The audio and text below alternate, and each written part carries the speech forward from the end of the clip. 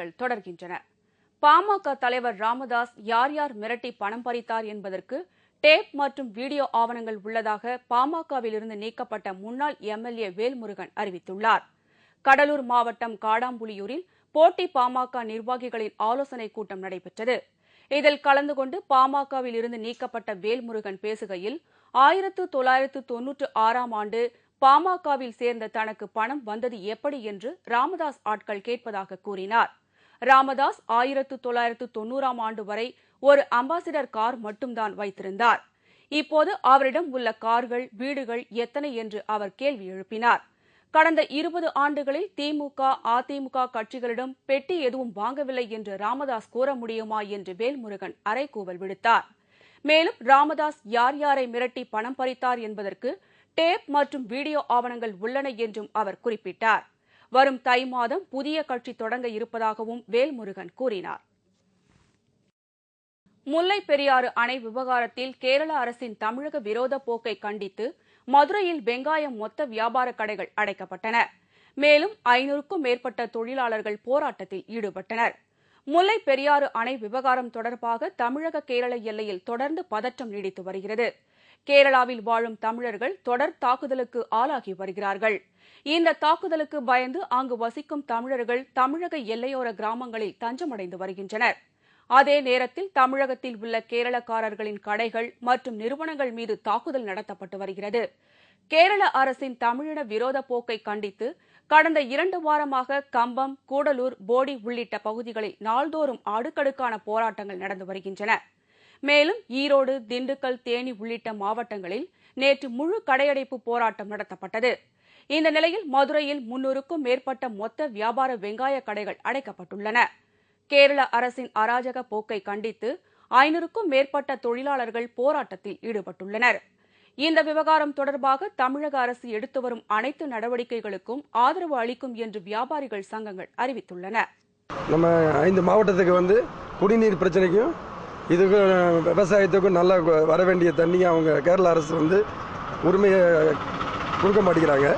2வது தமிழர்களின் உரிமையை காக்கவும் அந்த கேரள அரசின் மெத்தன போக்க இது காட்டுமாண்டித்தனத்தையும் அவங்கள நாங்கள் கண்டித்து இந்த போராட்டத்தை நடத்துகிறோம். கப்பல் படை வீரர்கள் கட்டுமர படகில் 10 நாள் பயணமாக சென்னையிலிருந்து ஒரிசாவுக்கு புறப்பட்டுச் சென்றனர். கட்டுமர படகு பயணம் குறித்த விழிப்புணர்வை மீனவர்களிடையே ஏற்படுத்தும் வகையில் இந்திய கப்பல் படை வீரர்கள் 14 பேர் 7 படகுகளில் சென்னையிலிருந்து புறப்பட்டுச் சென்றனர். உலகப் போட்டிகளில் பயன்படுத்தப்பட்ட படகில் அவர்கள் இந்த பயணத்தை தொடங்கினர். இந்த கட்டுமர படகு பயணத்தின் போது கப்பல் படை வீரர்கள் பல்வேறு சாகச நிகழ்ச்சிகளையும் செய்து காட்ட உள்ளனர். நிலப்பகுதியை ஒட்டியுள்ள கடல் பகுதிகளையும் அவர்கள் ஆய்வு நடத்த உள்ளனர். உலக புகழ்பெற்ற கிரேட் பாம்பே சர்க்கஸ் சென்னையில் தொடங்கியுள்ளது. ஆப்பிரிக்கா, ரஷ்யா மற்றும் சீன கலைஞர்கள் பங்கேற்கும் great Bombay circus Chennai central ரயில் நிலையம் அருகே தொடங்கப்பட்டுள்ளது. 50 ரூபாய் முதல் 200 ரூபாய் வரை கட்டணம் வசூலிக்கப்படும் இந்த சர்க்கஸ் போட்டியில் நகைச்சுவை கலைஞர்கள் அடிக்கும் அரட்டை பார்வையாளர்களை மனம் விட்டு சிரிக்க வைக்கின்றது.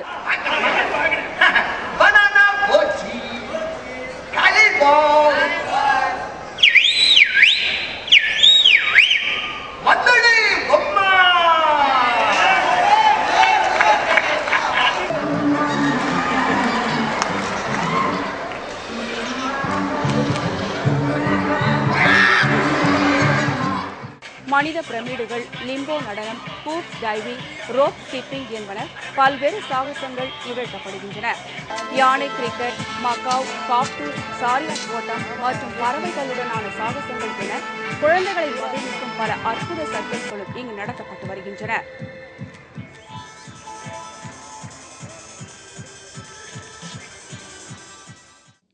கூடலூர் மலைப்பகுதியில் அடிபட்டு கிடந்த புலி ஒன்று சிகிச்சை பலனின்றி உயிரிழந்தது. இதையடுத்து பிரேத பரிசோதனை செய்யப்பட்டு தீ வைத்து எரிக்கப்பட்டது. கூடலூரை அடுத்துள்ள பொக்காபுரம் பகுதியில் அடிபட்டு கிடந்த புலியை வனத்துறையினர் மீட்டு பின்னர் முதுமலை சரணாலயத்தில் வைத்து அந்த புலிக்கு சிகிச்சை அளிக்கப்பட்டு வந்தது. ஆனால் சிகிச்சை பலனின்றி அந்த புலி நேற்று உயிரிழந்தது. இதையடுத்து பிரேத பரிசோதனை செய்யப்பட்டு தீ வைத்து எரிக்கப்பட்டது. பிணப்பரிசோதனை ஒரு விரிவான பிணப்பரிசோதனை மேற்கொண்டு பார்த்ததில் அடிவயிற்றில் ஆழமான சீல்பிடித்த காயங்களும், முன்னங்கால் பகுதியில் ஒரு ஆழமான சீல்பிடித்த காயமும், அந்த புலியினால் சரியாக நடமாடி வேட்டையாடி உணவு உண்டு வாழ இயலவில்லை. காரைக்காலில் 88 கோடி ரூபாய் செலவில் கட்டப்பட்டுள்ள புதிய ரயில் நிலையத்தை மத்திய ரயில்வே இணையமைச்சர் முனியப்பா தொடங்கி வைத்தார். காரைக்கால் நாகூர் இடையே 86 கோடி ரூபாய் மதிப்பீட்டில் சுமார் 11 கிலோமீட்டர் தூரத்திற்கு புதியதாக அகல ரயில் பாதை அமைக்கும் பணி கடந்த 4 ஆண்டுகளாக நடைபெற்று வந்தது. முதல் கட்டமாக கடந்த 2009ஆம் ஆண்டு காரைக்கால் வாஞ்சூரில் உள்ள கப்பல் துறைமுகம் வரை பணிகள் முடிக்கப்பட்டு சரக்கு ரயில் போக்குவரத்து தொடங்கப்பட்டது. அதைத் தொடர்ந்து தற்போது காரைக்காலிலிருந்து சென்னைக்கு செல்லும் பயணிகள் போக்குவரத்து ரயிலையும் காரைக்கால் புதிய ரயில் நிலையத்தையும் மத்திய ரயில்வே இணையமைச்சர் முனியப்பா துவங்கி வைத்தார். இந்நிகழ்ச்சியில் மத்திய அமைச்சர் நாராயணசாமி, புதுச்சேரி முதல்வர் என் ரங்கசாமி, புதுச்சேரி முன்னாள் முதல்வர் வைத்தியலிங்கம் உள்ளிட்ட ரயில்வே துறை உயர் அதிகாரிகள் பலர் கலந்து கொண்டனர். ராமநாதபுரத்தில் 1.5 லட்சம் ரூபாய் மோசடி செய்த அஞ்சலக சிறுசேமிப்பு முகவர் கைது செய்யப்பட்டார். மேலும் அவரிடமிருந்து போலி முத்திரை மற்றும் கணினி ஆகியவை பறிமுதல் செய்யப்பட்டது. ராமநாதபுரம் அஞ்சலக சிறுசேமிப்பு முகவராக செயல்பட்டு வந்தவர் பாஸ்கர பத்மநாபன். இவர் கடந்த 15 ஆண்டுகளாக அஞ்சலக சிறுசேமிப்பு முகவராக இருந்து வருகிறார். இந்நிலையில் பரமக்குடியைச் சேர்ந்த சுப்பிரமணியன் என்பவர் கடந்த மே மாதம் 28ஆம் தேதி 1.5 லட்சம் ரூபாய் பணம் கொடுத்து தலா 50,000 ரூபாய் வீதம் தனது மகனின் பெயரில் 3 கணக்குகளில் செலுத்துமாறு கூறியுள்ளார். அவ்வாறு பணத்தை பெற்ற பாஸ்கர பத்மநாபன் அஞ்சலகத்தில் பணம் செலுத்தாமல் போலியாக முத்திரை மற்றும் கணினி ரசீது தயாரித்து சுப்பிரமணியத்திடம் கொடுத்துள்ளார். சில நாட்கள் கழித்து அஞ்சலகத்திற்கு சென்ற சுப்பிரமணியத்தின் மகன் சீனிவாசனுக்கு இது தெரிய வரவே பாஸ்கர பத்மநாபன் மீது ராமநாதபுரம் மாவட்ட குற்றப்பிரிவு போலீசில் புகார் அளித்தார். அதைத் தொடர்ந்து பாஸ்கர பத்மநாபன் கைது செய்யப்பட்டார். அவர் பயன்படுத்திய கணினி மற்றும் போலி அஞ்சலக முத்திரை ஆகியவையும் பறிமுதல் செய்யப்பட்டன. மகாராஷ்டிரா மாநிலம் நாக்பூரைச் சேர்ந்த ஒரு இளைஞர் தொடர்ந்து 4 நாட்கள் 21 மணி நேரம் படித்து சாதனை நிகழ்த்தியுள்ளார். புத்தகத்தை எடுத்தாலே தூக்கம் வருகிறது என்றும் கூறுபவர்களை நாம் பார்த்திருக்கிறோம்.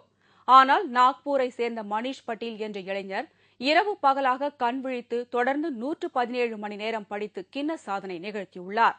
இவர் தனது சாதனை முயற்சிக்காக இந்திய அரசியல் சாசன புத்தகத்தையும் டாக்டர் அம்பேத்கர் எழுதிய நூல்கள் சிலவற்றையும் கூடியிருந்த நண்பர்களின் முன் படித்தார். நேபாளத்தைச் சேர்ந்த ஒருவர் தொடர்ந்து 114 மணி நேரம் படித்ததுதான் இதுவரை உலக கிண்ண சாதனையாக இருந்து வந்தது.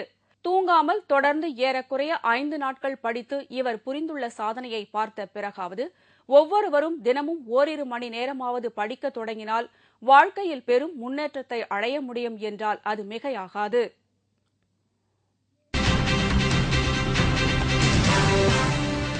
கிறிஸ்துமஸ் பண்டிகையையொட்டி 50,000 மெழுகுவர்த்தி மூலம் உருவாக்கப்பட்ட பிரம்மாண்ட நட்சத்திரம் கின்னஸ் சாதனைக்கு பரிந்துரை. விவரம் இடைவேளைக்கு பிறகு.